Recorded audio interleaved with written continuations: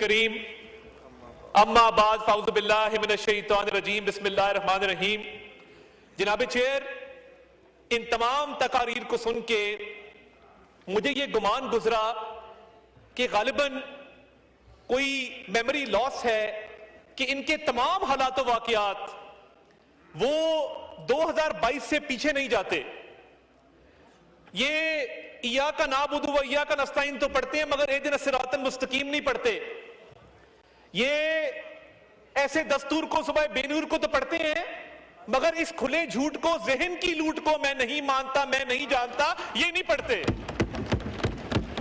تو یہ سورہ فاتحہ بھی پڑھتے ہیں تو اس کی سلیکٹیو آیات پڑھتے ہیں، یہ جالب کا کلام بھی پڑھتے ہیں تو اس کے سلیکٹیو مصرے پڑھتے ہیں.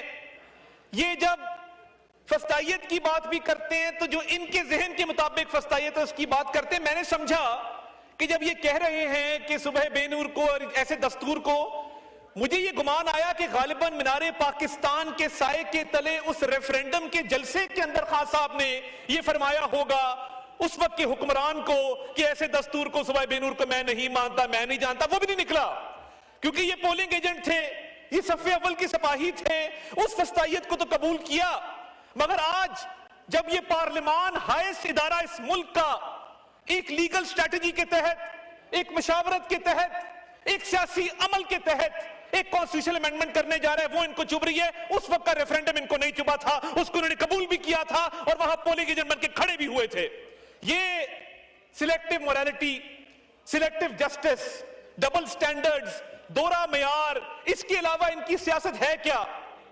اور اسی کرسی پر بیٹھ کے جناب چیئر ہم اس سائیڈ پر بیٹھے تھے، قاسم خان سوری نے پوری دنیا کے سامنے آئین کو توڑا، آئین کو پامال کیا، پارلیمنٹ کو ڈیزالو کیا.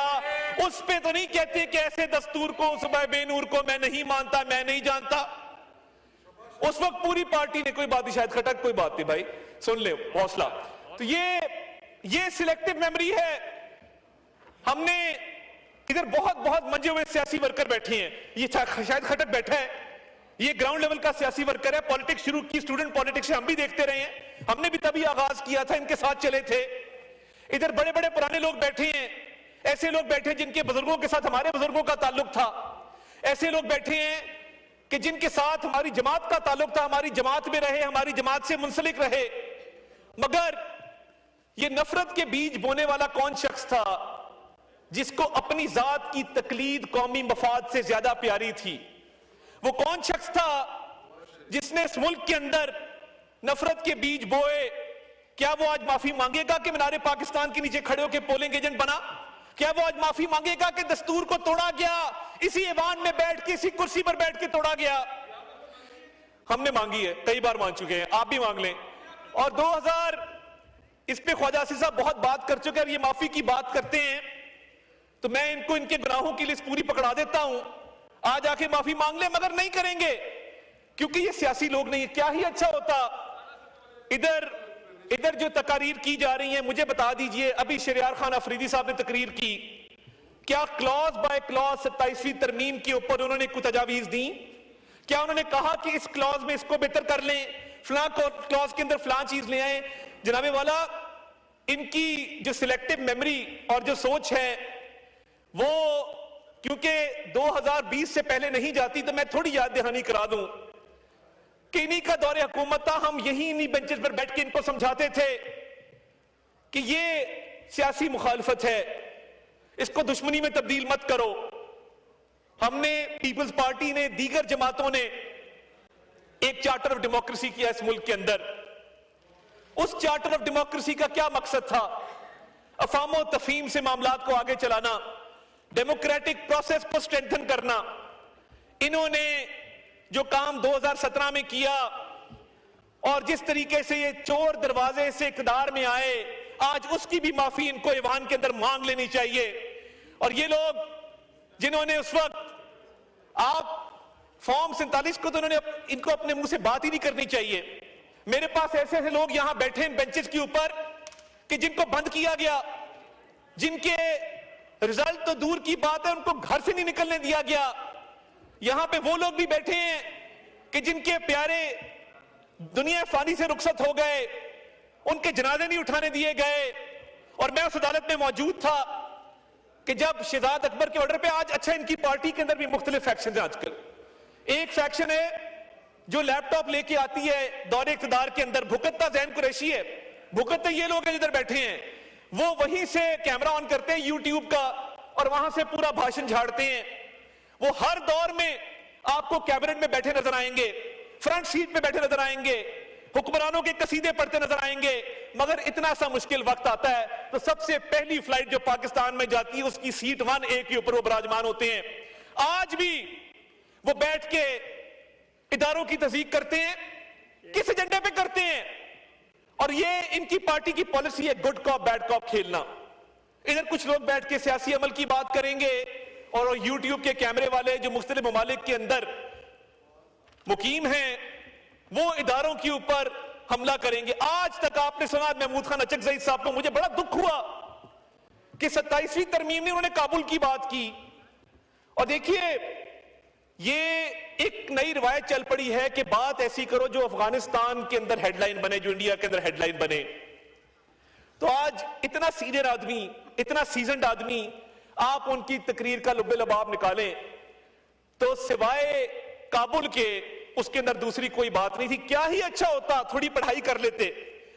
بیرسٹر گوہر نے کی ہے, انہوں نے پڑھ کے تقریر کی.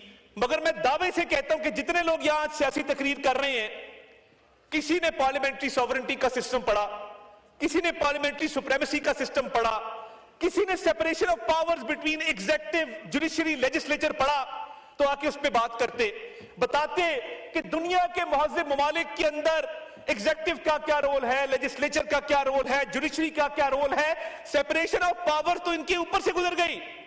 آج آ کے بات کرتے تو بات کرتے کانسٹیٹیوشنل سپریمیسی کی, بتاتے کہ جی ہم ایک آپ کے لیے ڈاکیومنٹ لے کے آئے ہیں, ہم چاہتے ہیں کہ اس ڈاکیومنٹ کو بھی پڑھا جائے. مگر کیونکہ ویڈیو بنا کر صبح بے نور لکھنا آسان ہے تو یہ آسان رستہ چلا گیا. کیا پارلیمانی پارٹی کی جوائنٹ اپوزیشن نے میٹنگ بلائی, کیا کہا کہ ہم بیٹھتے ہیں اور ایک ایک شک پہ بات کرتے ہیں؟ وہ نہیں کریں گے. جس چیز پہ زیادہ لائکس آئیں گے, ویوز آئیں گے, جو بڑا تماشا کھڑا کرے گا, وہ بات یہاں پہ کریں گے ایوان کے اندر. 27ویں ترمیم پہ بات چیت آج کی شروع نہیں ہوئی جناب والا, یہ چارٹر آف ڈیموکریسی سے پچھلے 20 سال سے کانسٹیٹیوشنل کورٹس کی بات جاری ہے.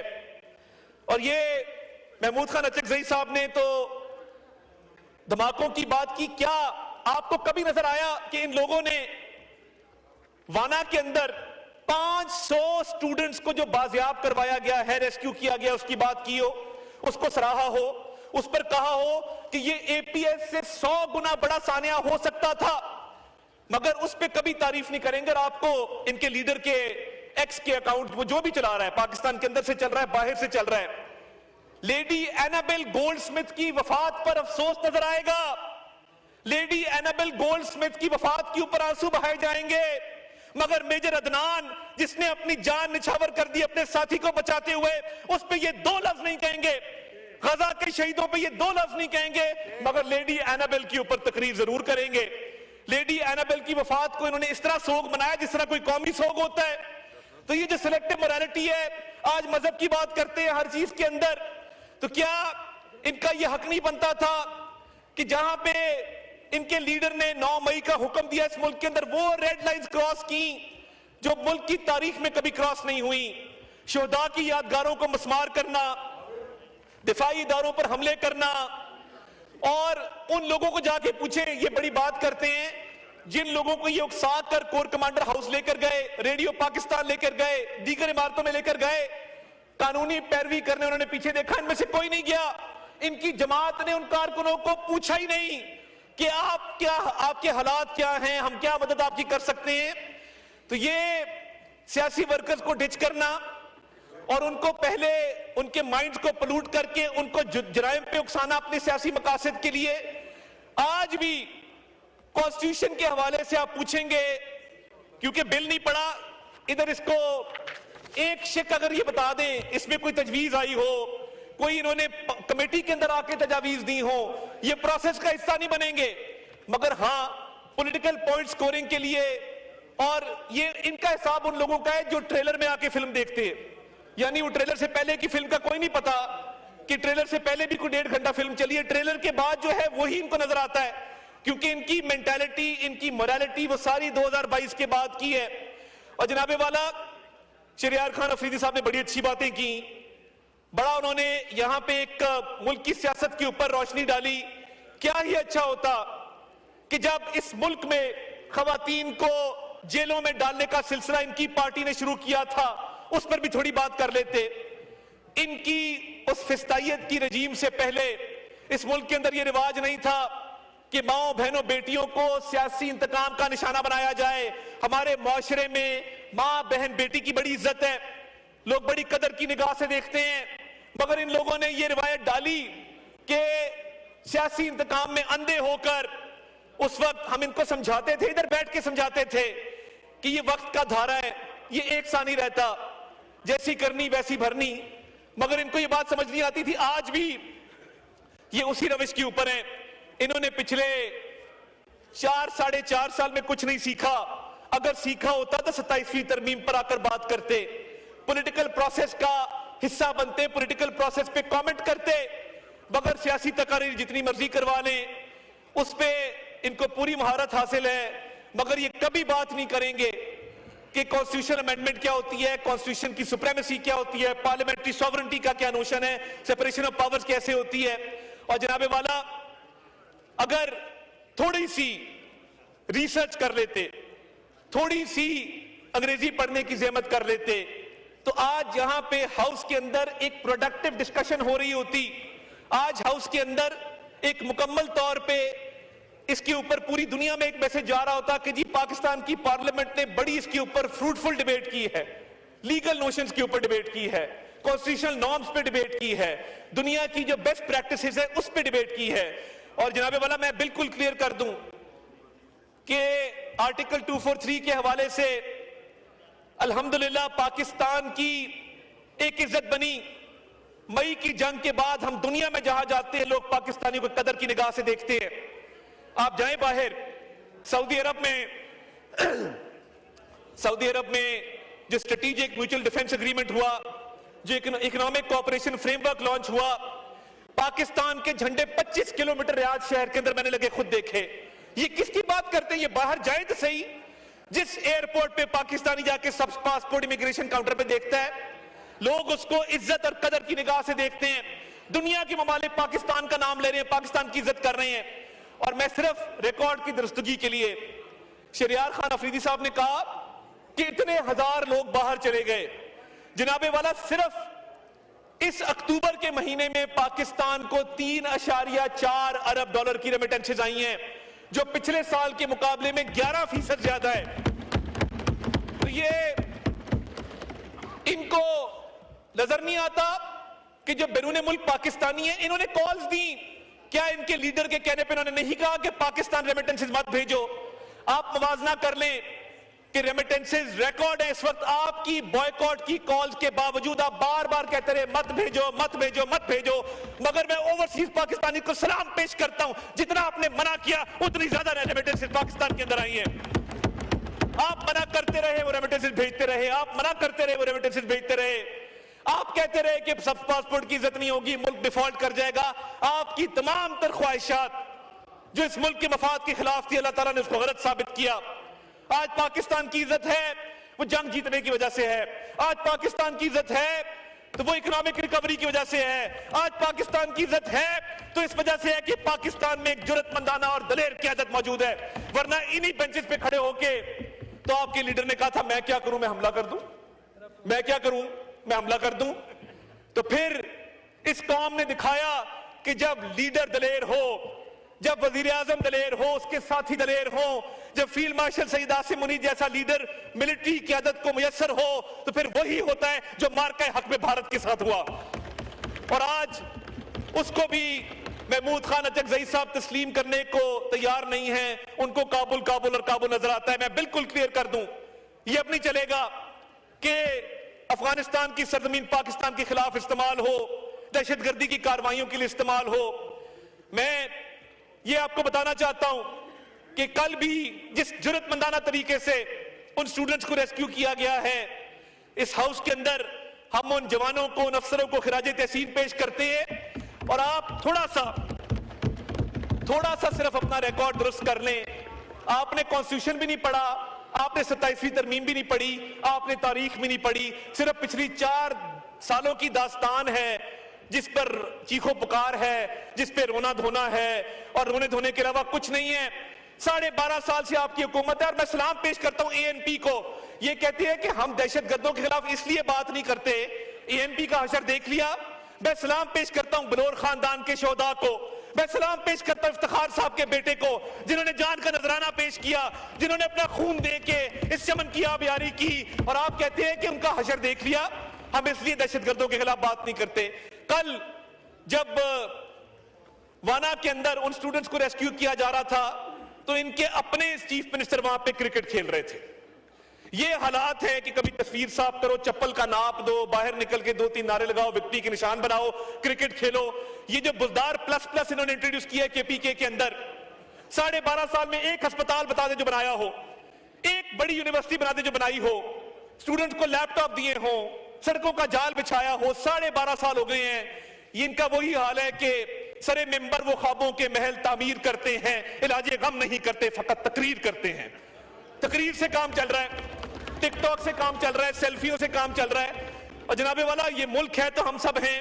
27ویں آئینی ترمیم کا جو بنیادی مقصد ہے گورننس کو بہتر کرنا، دفاع کو بہتر کرنا، اس ملک میں انصاف کی فراہمی کو بہتر کرنا.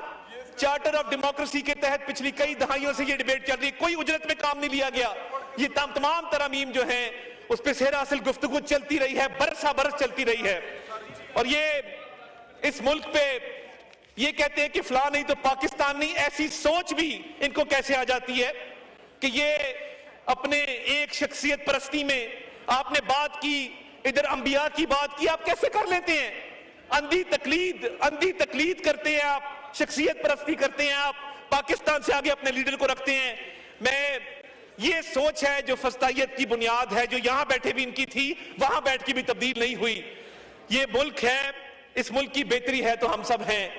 یہ کسی لیڈر کو پاکستان سے آگے رکھنا، میں سمجھتا ہوں کہ یہ اس ملک کے ساتھ زیادتی ہے، اس کی سیاست کے ساتھ، پارلیمان کے ساتھ زیادتی ہے. میں ان اشعار کے ساتھ اجازت لوں گا کہ بخت سے کوئی شکایت ہے نہ افلاک سے ہے، بخت سے کوئی شکایت ہے نہ افلاک سے ہے، یہی کیا کم ہے کہ نسبت مجھے اس خاک سے ہے. اور بزم انجم میں کبا خاک کی اوڑی میں نے، اور میری ساری فضیلت اسی پوشاک سے ہے. پاکستان زندہ باد.